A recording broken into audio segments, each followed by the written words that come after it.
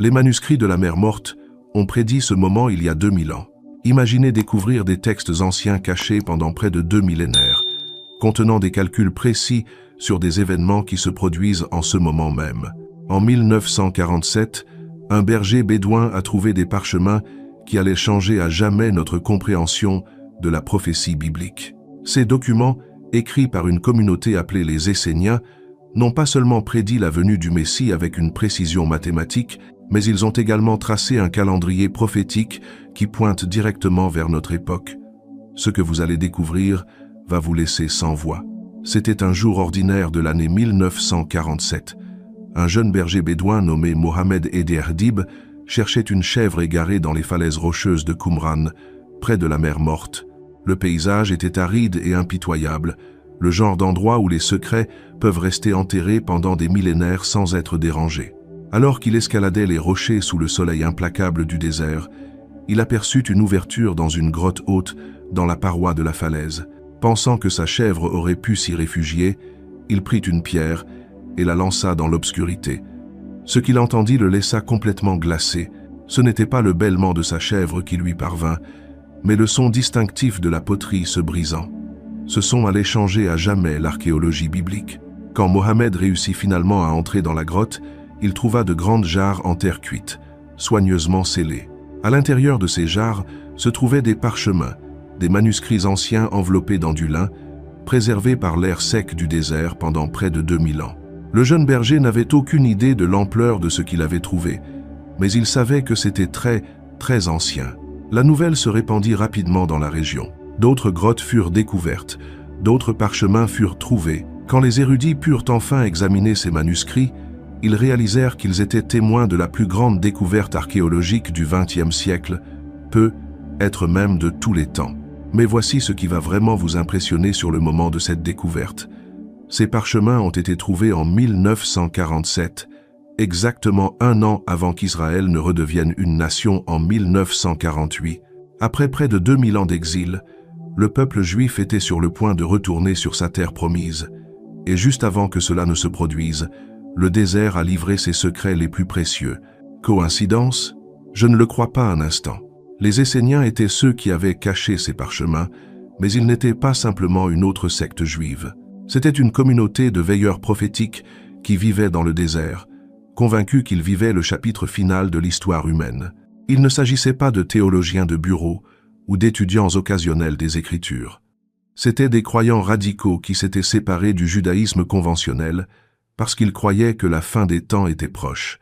Ils vivaient dans des grottes, pratiquaient une discipline stricte et étudiaient la prophétie jour et nuit. Et voici la partie qui devrait vous donner des frissons. Ils croyaient que Dieu leur avait donné une révélation spéciale, un système de calendrier unique qui révélerait le moment exact de la venue du Messie et de la fin du monde. Pensez-y un instant. Alors que le reste du monde juif poursuivait sa vie quotidienne, les Esséniens fonctionnaient essentiellement comme un centre de recherche prophétique dans le désert. Ils observaient, calculaient et attendaient. Ils cachèrent ces parchemins en l'an 68 après Jésus-Christ, seulement 2 ans avant que les Romains ne détruisent Jérusalem et ne dispersent le peuple juif à travers la terre. C'est comme s'ils avaient eu une perception surnaturelle de ce qui allait arriver. C'était comme s'ils savaient que leur temps était écoulé, que leur communauté était sur le point d'être anéantie, mais qu'ils avaient quelque chose d'absolument crucial à préserver pour les générations futures. Pour nous, ils enveloppèrent soigneusement leurs manuscrits les plus précieux, y compris leur calendrier prophétique et leurs calculs sur la venue du Messie, et les scellèrent dans des jarres. Puis, ils les cachèrent dans des grottes, confiant qu'en quelque sorte, d'une manière ou d'une autre, Dieu veillerait à ce que les bonnes personnes les trouvent au moment exact. Et c'est exactement ce qui s'est passé en 1947, à la veille même de la renaissance d'Israël. Ces avertissements anciens refirent surface.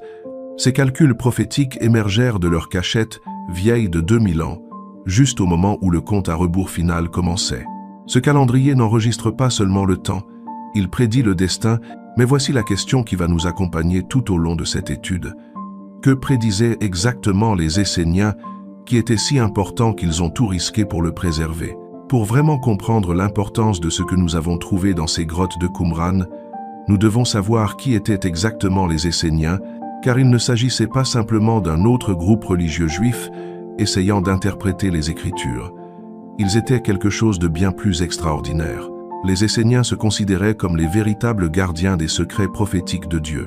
Ils croyaient que le judaïsme conventionnel s'était corrompu, que les pharisiens et les sadducéens avaient perdu la véritable révélation et qu'ils étaient les seuls à vraiment comprendre l'époque dans laquelle ils vivaient.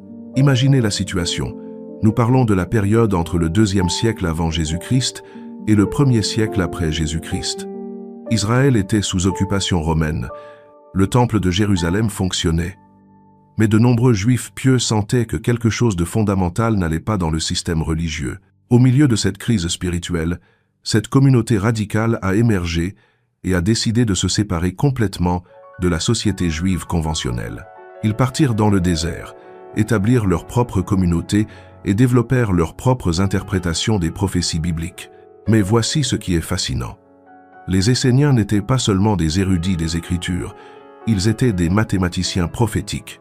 Ils croyaient que Dieu avait codé les secrets du temps prophétique dans la structure même de la création, et que s'ils pouvaient déchiffrer ce code, ils pourraient prédire avec précision quand les événements les plus importants de l'histoire humaine se produiraient.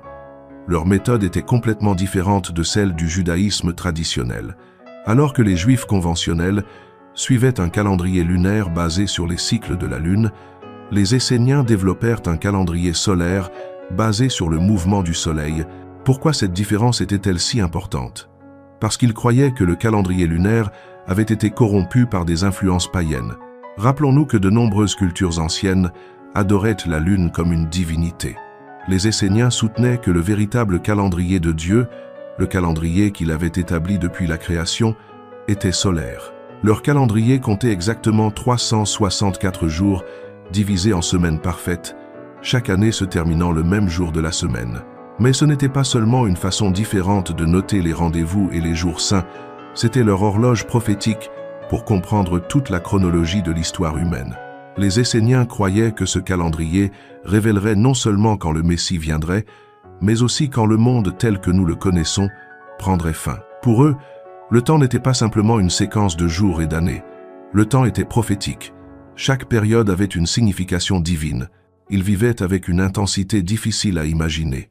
Chaque jour, chaque semaine, chaque année était étudié non seulement comme du temps qui passe, mais comme la preuve du plan de Dieu se déroulant. Ils se levaient avant l'aube pour prier et étudier. Ils passaient des heures à copier et recopier les Écritures. Ils développaient des commentaires détaillés sur les prophètes. Mais leur obsession principale était les calculs. Ils croyaient pouvoir déterminer mathématiquement quand Dieu interviendrait dans l'histoire humaine, et selon leurs calculs, ils vivaient dans les derniers jours avant cette intervention divine. Cette mentalité explique pourquoi ils ont été si prudents pour préserver leurs documents. Ils ne gardaient pas simplement des textes religieux pour les générations futures. Ils préservaient ce qu'ils croyaient être les codes secrets de Dieu pour comprendre le moment exact des événements de la fin des temps. Lorsque les Romains s'approchèrent pour détruire leur communauté en l'an 68, après Jésus-Christ, les Esséniens savaient que leur temps était écoulé, mais ils savaient aussi que leurs calculs étaient trop importants pour être perdus. Alors ils les cachèrent, espérant que quelqu'un dans le futur, au bon moment, les trouverait et comprendrait leur importance. Et c'est exactement ce qui s'est passé en 1947, quand Mohamed a trouvé ses jarres dans la grotte. Maintenant, nous arrivons au cœur de ce qui rend le calendrier essénien si extraordinaire. Parce que lorsque la plupart des gens pensent aux anciens calendriers, ils supposent qu'ils sont tous fondamentalement les mêmes, juste différentes façons de compter les jours et les mois. Mais ce que les érudits ont trouvé dans ces grottes de Qumran n'était pas seulement un autre calendrier, c'était quelque chose de révolutionnaire qui allait complètement changer notre compréhension du temps prophétique. Le calendrier juif traditionnel, que la plupart des gens connaissent, suit des mois lunaires. Il est basé sur les cycles de la Lune, avec 354 jours dans une année. C'est le calendrier qui détermine quand tombe Pâques, quand a lieu le jour de l'expiation, quand se produisent les fêtes. Il est ancien, il est biblique, et il est utilisé depuis des milliers d'années. Mais les Esséniens ont complètement rejeté ce système. À la place, ils suivirent un calendrier solaire de 364 jours, divisé en semaines parfaites, chaque année se terminant le même jour de la semaine. Pourquoi cette différence était-elle si cruciale pour eux? parce qu'ils croyaient que le calendrier lunaire avait été influencé par des traditions païennes.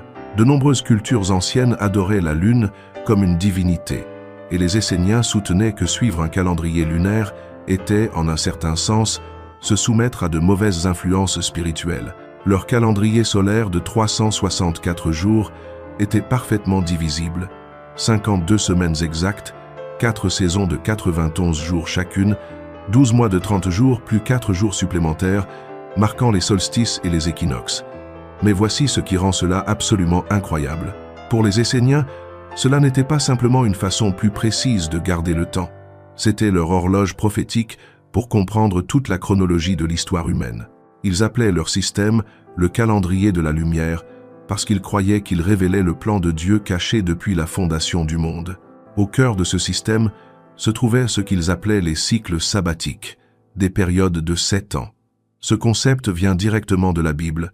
Dans Lévitique 25, versets 3 et 4, Dieu ordonne « Pendant 6 ans, tu ensemenceras ton champ. Pendant 6 ans, tu tailleras ta vigne et tu en recueilleras le produit.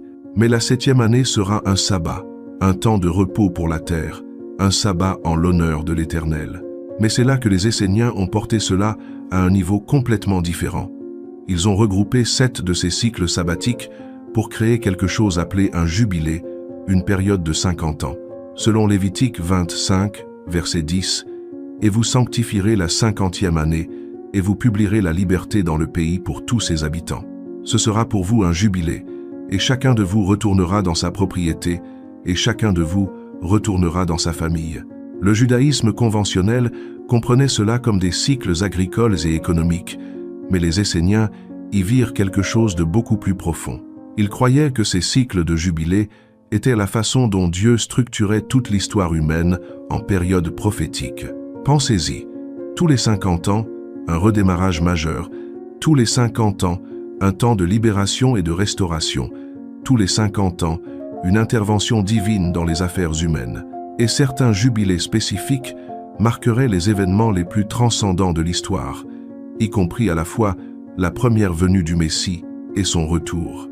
Les Esséniens développèrent ce que les érudits bibliques appellent maintenant la chronologie des 4 âges. Ils divisèrent toute l'histoire humaine en 4 époques prophétiques distinctes. L'ère du chaos, d'Adam à Abraham, 2000 ans d'humanité apprenant à la dure que la vie sans Dieu mène à la destruction. Pensez à Caïn et Abel, pensez au déluge, pensez à la tour de Babel, chaos et rébellion contre l'ordre de Dieu, l'ère de la Torah, d'Abraham à Jésus, 2000 ans où Dieu établit sa loi, son alliance, son peuple choisi. C'est l'ère de Moïse, de David, des prophètes, l'ère où Dieu a révélé ses standards et montré à l'humanité que même avec la loi, nous ne pouvions pas nous sauver nous-mêmes. L'ère de la grâce, de Jésus à sa seconde venue, 2000 ans où l'Évangile se répand dans toutes les nations. C'est l'ère de l'Église, l'ère dans laquelle nous vivons actuellement, l'ère où le salut est offert gratuitement à quiconque croit, l'ère du royaume, les 1000 dernières années où le Christ régnera sur la terre dans une paix et une justice parfaite. Ce qui est absolument étonnant dans cette chronologie, c'est que les Esséniens croyaient que chaque ère durait exactement 2000 ans, 3 ères de 2000 ans chacune, suivies de 1000 années finales de repos sabbatique, un total de 7000 ans d'histoire humaine, reflétant parfaitement les 7 jours de la création. Et ils croyaient que les transitions entre ces ères seraient marquées par des cycles spécifiques de jubilé qui pourraient être calculés à l'avance. Mais voici la partie qui va vous impressionner. Selon leurs calculs, nous ne vivons pas simplement quelque part au milieu de l'ère de la grâce, nous vivons à la fin de celle-ci. Maintenant, nous arrivons au point où tout commence à s'emboîter d'une manière qui va complètement changer votre vision de l'histoire humaine. Parce que ce que les Esséniens ont découvert n'était pas simplement un système de calendrier différent, c'était le plan divin pour le temps lui-même. Pour vraiment comprendre ce dont nous discutons, nous devons approfondir leur concept des jubilés et pourquoi ils croyaient que ces périodes de 50 ans étaient si cruciales pour comprendre le plan de Dieu. Le concept du jubilé vient directement du cœur de la loi mosaïque, mais les Esséniens l'ont porté bien au-delà de son application agricole et économique originale. Pour eux, le jubilé était une fenêtre sur les méthodes opérationnelles de Dieu dans l'histoire humaine. Lévitique 25 nous donne les instructions de base. Tous les 50 ans, les dettes étaient annulées, les esclaves étaient libérés et la terre retournait à ses propriétaires originaux. C'était un redémarrage massif du système économique, une reconnaissance que seul Dieu était le véritable propriétaire de tout. Mais imaginez comment cela fonctionnait en pratique. Une personne pouvait passer des décennies à travailler pour payer une dette, sachant que l'année du jubilé, cette dette serait complètement annulée. Une famille pouvait perdre son héritage familial à cause de difficultés économiques, mais elle savait qu'au jubilé, la terre leur serait rendue. C'était un système qui reconnaissait à la fois la réalité de la souffrance humaine et l'espoir de la restauration divine.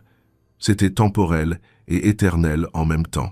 Les Esséniens virent dans ce schéma quelque chose de bien plus grand. Ils croyaient que tout comme Dieu avait établi des jubilés pour Israël tous les 50 ans, il avait établi des jubilés pour toute l'humanité à des intervalles spécifiques tout au long de l'histoire. Leur recherche des Écritures les amena à identifier des modèles qui reliaient des événements historiques importants à ces cycles de 50 ans. Je ne parle pas de coïncidences fortuites, je parle de synchronisation prophétique qui défiait toute explication naturelle. Par exemple, depuis la sortie d'Égypte jusqu'à la dédicace du premier temple de Salomon, ils calculèrent exactement 10 jubilés. De la construction du temple à sa destruction par Babylone, 10 autres jubilés. Du retour de l'exil à la venue du Messie, d'autres cycles parfaits. C'était comme si Dieu avait construit un métronome divin dans la structure même de l'histoire, et les Esséniens avaient découvert comment lire ce rythme. Mais voici ce qui rend cela vraiment extraordinaire.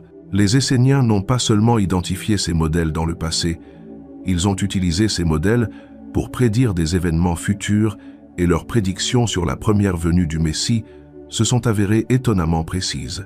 Dans leurs calculs, certains jubilés seraient plus significatifs que d'autres. Il y aurait des jubilés de libération, des jubilés de restauration et des jubilés de jugement, mais il y aurait un jubilé qui serait différent de tous les autres. Le jubilé final, le dernier cycle de 50 ans avant l'établissement du royaume éternel de Dieu. Ils croyaient que ce jubilé final serait précédé de signes indubitables. Il y aurait une restauration physique du peuple juif sur sa terre, mais il y aurait aussi une période de souffrance et de confusion intense dans le monde. Il y aurait des avancées technologiques permettant un contrôle global, mais il y aurait aussi un réveil spirituel parmi les fidèles. Et à la fin de ce jubilé final, viendrait ce qu'ils appelaient la grande libération. Pas seulement l'annulation des dettes économiques ou la libération des esclaves humains, mais la libération finale de l'humanité du péché, de la mort et du royaume de Satan. C'était un concept qui reliait le cycle de 50 ans, établi dans Lévitique, aux promesses eschatologiques des prophètes sur le royaume messianique. Le jubilé final ne serait pas simplement un autre redémarrage économique, ce serait le redémarrage final de toute la création. Selon leurs calculs, ce jubilé final commencerait à un moment spécifique de l'histoire qui pourrait être déterminé mathématiquement. Et toutes les preuves suggèrent qu'ils croyaient que ce moment était dans leur propre horizon historique ou peu après. C'est pourquoi ils ont préservé leurs calculs si soigneusement. Ils n'enregistraient pas simplement leurs théories théologiques pour la postérité. Ils préservaient ce qu'ils croyaient être des informations vitales pour les générations qui vivraient pendant le jubilé final. Et lorsque nous connectons leurs calculs avec le moment des événements modernes, surtout la renaissance d'Israël en 1948, les chiffres deviennent absolument impressionnants. Maintenant, nous arrivons à l'une des révélations les plus frappantes des manuscrits esséniens, leur vision de l'histoire humaine divisée en 4 âges parfaitement structurés. Il ne s'agissait pas simplement d'une ancienne spéculation théologique, c'était un système prophétique qui a démontré une précision qui défie toute explication fortuite. Les Esséniens croyaient que Dieu avait conçu l'histoire humaine pour se dérouler sur exactement 7000 ans. Avant de rejeter cela comme une spéculation antique, comprenez que ce n'était pas seulement de la théologie essénienne. Cela a été confirmé par les pères de l'Église primitive, des hommes qui vivaient suffisamment près de l'ère apostolique pour comprendre des choses que nous aurions pu oublier. D'où vient cette chronologie de 7000 ans? Elle vient de la structure même de la création. Pensez-y. Dieu a créé le monde en 6 jours et s'est reposé le 7e. Ce n'est pas qu'une belle histoire sur l'équilibre divin entre travail et repos. C'est un modèle prophétique pour toute l'histoire humaine, et la Bible nous donne la clé pour le décoder. Dans le psaume 90, verset 4, Moïse écrit « Car 1000 ans sont à tes yeux, comme le jour d'hier quand il passe, et comme une veille de la nuit. » Et l'apôtre Pierre écrivant sous l'inspiration du Saint-Esprit, renforce cela dans la deuxième épître de Pierre, chapitre 3, verset 8. Mais il est une chose, bien-aimés, que vous ne devez pas ignorer, c'est que, pour le Seigneur, un jour est comme 1000 ans, et 1000 ans sont comme un jour. Voyez-vous ce qui se passe ici? Dieu n'est pas limité par notre compréhension humaine du temps. De sa perspective éternelle, chaque jour de la création représente une époque de 1000 ans de l'histoire humaine. Ainsi, si chacun des jours de Dieu représente 1000 ans d'histoire humaine, nous obtenons cette chronologie étonnante. Jour 1, année, 1 à 1000, d'Adam à Noé, l'ère de l'innocence se terminant par le jugement. C'est l'époque où l'humanité a appris les premières leçons difficiles sur les conséquences du péché. Le fratricide de Caïn, la corruption qui a conduit au déluge, la démonstration que le cœur humain, sans la grâce de Dieu, penche inévitablement vers la destruction. Jour 2, 1001 à 2000. De Noé à Abraham, l'ère de la conscience et le début de l'alliance. Après le déluge, Dieu a établi un nouveau départ avec l'humanité. La construction de l'arche, l'arc-en-ciel comme signe, mais aussi la tour de Babel comme preuve que le cœur humain restait rebelle. Jour 3, année 2001 à 3000. D'Abraham à Moïse, l'établissement du peuple choisi de Dieu. C'est l'ère des patriarches. Quand Dieu a commencé à révéler son plan de rédemption à travers une lignée familiale spécifique, Abraham, Isaac, Jacob, les 12 fils d'Israël, le début de la nation qui serait le véhicule pour la venue du Messie. Jour 4, année 3001 à 4000. De Moïse au Christ, l'ère de la loi et de la préparation prophétique. L'Exode, le Sinaï, l'entrée en terre promise, le royaume de David, le temple de Salomon, les prophètes qui ont annoncé la venue du Messie, tout préparant le terrain pour l'arrivée de Jésus. Jour 5, année 4000, 1 à 5000. L'Église primitive, l'Évangile se répand parmi les gentils, les apôtres. L'expansion du christianisme à travers l'Empire romain, les pères de l'Église, la période où la bonne nouvelle a commencé à atteindre toutes les nations. Jour 6, année 5001 à 6000, l'aboutissement de l'ère de l'Église, c'est là que nous sommes. La période finale, avant le retour du Christ, où l'Évangile atteint les confins de la terre, mais aussi où l'apostasie et la tribulation augmentent. Jour 7, année 6001 à 7000. Le royaume millénaire, le règne de 1000 ans du Christ, l'ère où le Christ gouvernera la terre dans une paix et une justice parfaite, accomplissant toutes les promesses prophétiques sur le royaume messianique. Ce qui rend cela absolument incroyable, c'est la précision avec laquelle ce schéma s'est déroulé historiquement. Lorsque vous calculez les dates en utilisant les généalogies bibliques et les chronologies historiques établies, les chiffres s'alignent d'une manière qui défie toute explication fortuite. Selon ce système, Abraham est né environ en l'an 2000 depuis la création. Moïse a reçu la loi vers l'an 2500. Le premier temple a été construit vers l'an 3000. L'exil babylonien a eu lieu vers l'an 3400. Le retour de l'exil s'est produit vers l'an 3500 et Jésus est né approximativement en l'an 4000, depuis la création, exactement à la fin du 4e jour prophétique, juste au moment où le 5e jour commençait. Si cette chronologie est précise, nous vivons les dernières années du 6e jour prophétique. Nous sommes dans les moments qui précèdent le 7e jour, le millénaire de paix, où le Christ régnera sur la terre. Les Esséniens comprenaient cela. C'est pourquoi ils vivaient avec une telle intensité, c'est pourquoi ils étudiaient la prophétie avec une telle passion. Ils savaient qu'ils vivaient les derniers moments du 6e jour, juste avant l'aube du 7e. Maintenant, nous arrivons au moment qui change tout. Le moment qui prouve que les Esséniens n'étaient pas simplement des rêveurs religieux vivant dans des grottes, ils étaient des mathématiciens prophétiques qui avaient déchiffré le code de Dieu pour le moment de la venue du Messie. Parmi les manuscrits de la Mer Morte, il y a un texte fragmentaire que les archéologues ont étiqueté comme 11-13 Melchizedek. Il est écrit en hébreu et en araméen, datant d'environ 100 ans avant la naissance du Christ. Et ce que ce document ancien révèle va vous laisser complètement stupéfait. Le parchemin décrit une figure mystérieuse appelée Loant, le Messie, qui viendrait pendant une année spécifique de jubilé. Mais il ne s'agit pas d'une prophétie vague pour un jour futur. C'est de la mathématique prophétique précise. Selon 11-13 Melchizedek, ce Messie viendrait accomplir des choses très spécifiques, proclamer la liberté aux captifs et l'ouverture de la prison aux prisonniers, proclamer l'année de la faveur de l'Éternel et consoler tous ceux qui sont dans le deuil. Si ces mots vous semblent familiers, ils devraient l'être, car ils sont tirés directement d'Isaïe 61, versets 1 et 2. Mais voici ce qui rend cela absolument incroyable. Les Esséniens ont relié ces promesses messianiques spécifiquement au système des jubilés. Ils croyaient que le Messie viendrait pendant une année de jubilé pour inaugurer la libération définitive, pas seulement d'Israël, mais de toute l'humanité.